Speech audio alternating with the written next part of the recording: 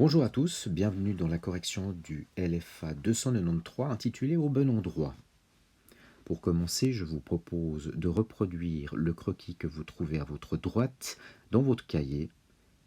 Je vous laisse un temps pour le faire, n'hésitez pas à appuyer d'ores et déjà sur pause. Voilà, à présent votre croquis a dû être dessiné dans votre cahier, je vous propose de l'utiliser à bon escient. Pour ce faire, tout d'abord, lisons la consigne.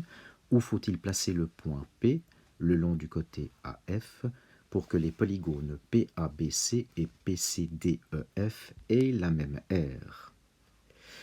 Je vais agrandir pour ce faire le croquis.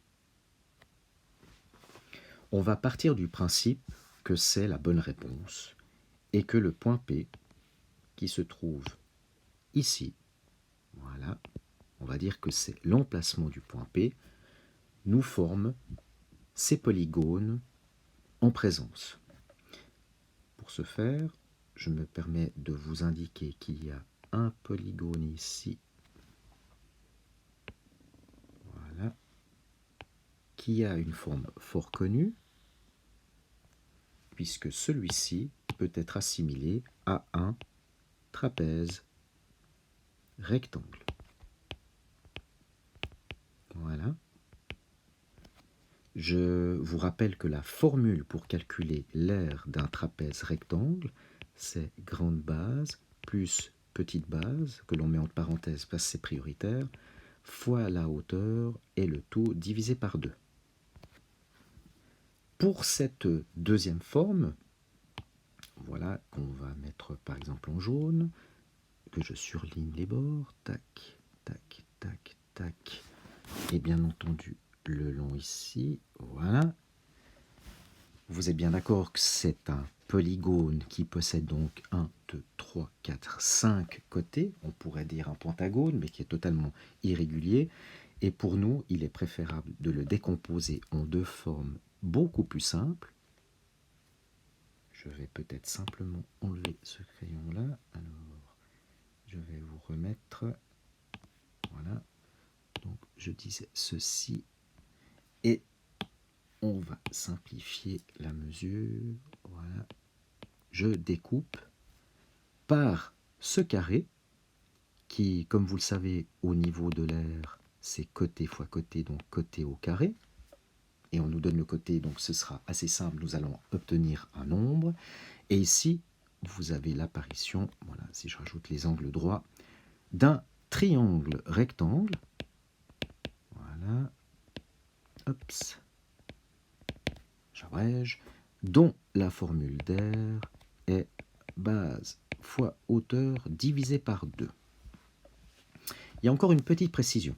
Imaginons que le point P soit réellement, comme c'est indiqué ici. Alors on peut prétendre que le segment AP est inconnu, bien entendu. On ne connaît pas sa mesure, mais on pourrait justement le préciser par X. L'inconnu sera X. Et je vais rajouter un point qui va s'appeler G pour démontrer la séparation ici entre le triangle rectangle et le carré. Cette distance PG, le segment PG, peut aussi s'appeler 10, puisque je vous rappelle que BC est parallèle à AG et surtout isométrique, donc 10 moins X. C'est très important de comprendre ça, parce qu'à partir de maintenant, nous allons pouvoir poser l'équation. Je réduis afin de vous proposer tout d'abord de préciser l'inconnu, donc voilà, voilà, pour le point 1, l'inconnu X sera égal chez moi en fait au segment AP. Voilà, tout simplement. J'ai précisé mon inconnu.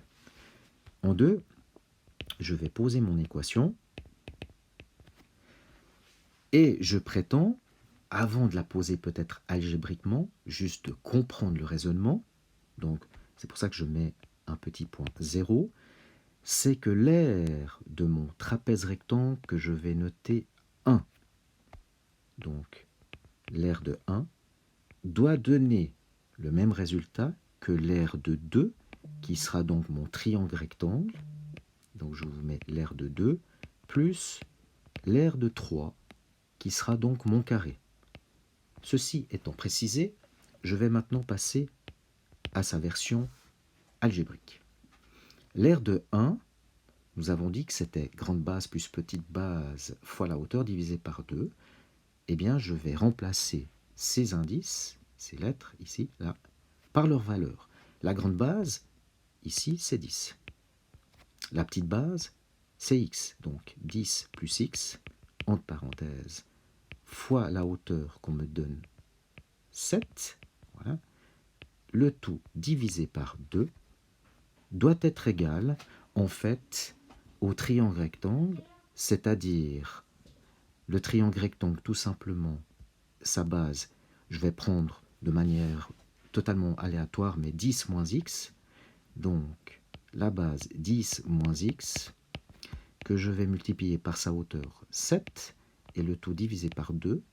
Et n'oublions pas de rajouter en plus l'aire du carré, c'est-à-dire 3,5 au carré. À partir de maintenant, on va faire les simplifications nécessaires, c'est-à-dire la simple distributivité du 7 sur le 10 et le x. Même chose ici, attention au signe, et puis bien entendu, donner le résultat de 3,5 au carré.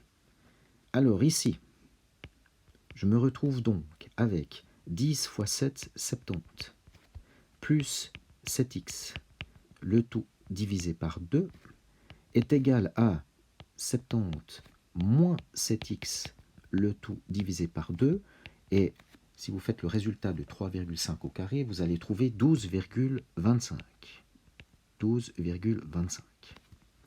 À partir de là, comme nous sommes en présence de nombres rationnels, donc de fractions, il serait bon d'éliminer ce dénominateur 2 que nous voyons ici, là et là. Et pour ce faire, je vous propose tout bêtement de multiplier notre équation par 2.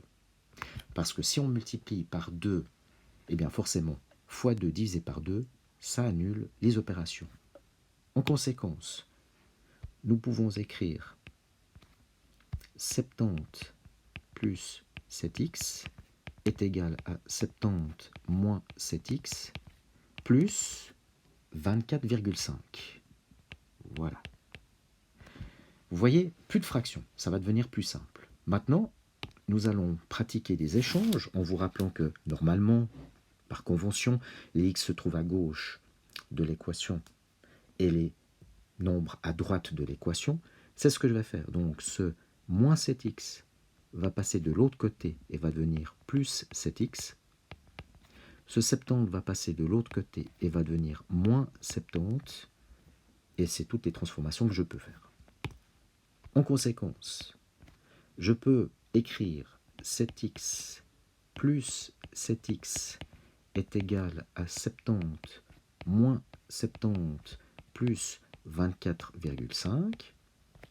Et à présent, je n'ai plus qu'à simplifier, c'est-à-dire 7x plus 7x, 14x, est égal à 70 moins 70, forcément 0, donc 24,5.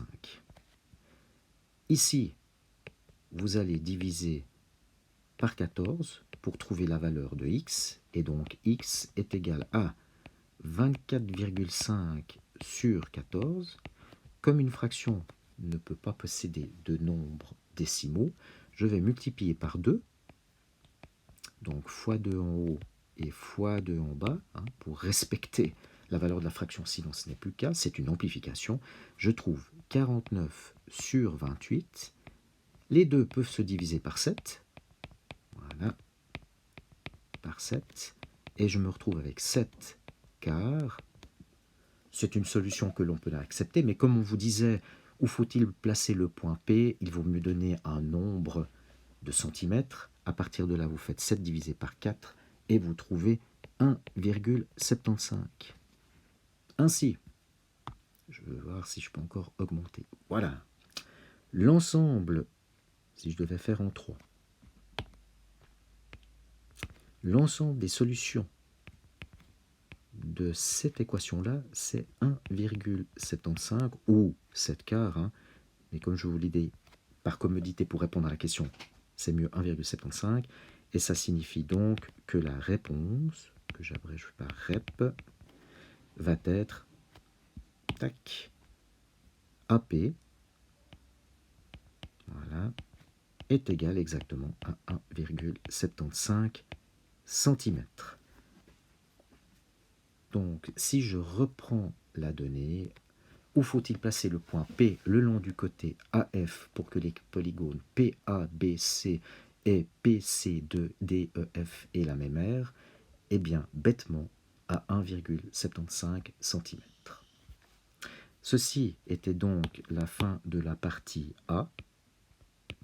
Je vous propose de m'arrêter ici et de reprendre dans une autre vidéo la partie B, puisque je vais tout effacer. Et vous verrez, ce sera peut-être pas forcément plus long, peut-être un petit peu plus compliqué à la base, mais vous verrez, on peut simplifier.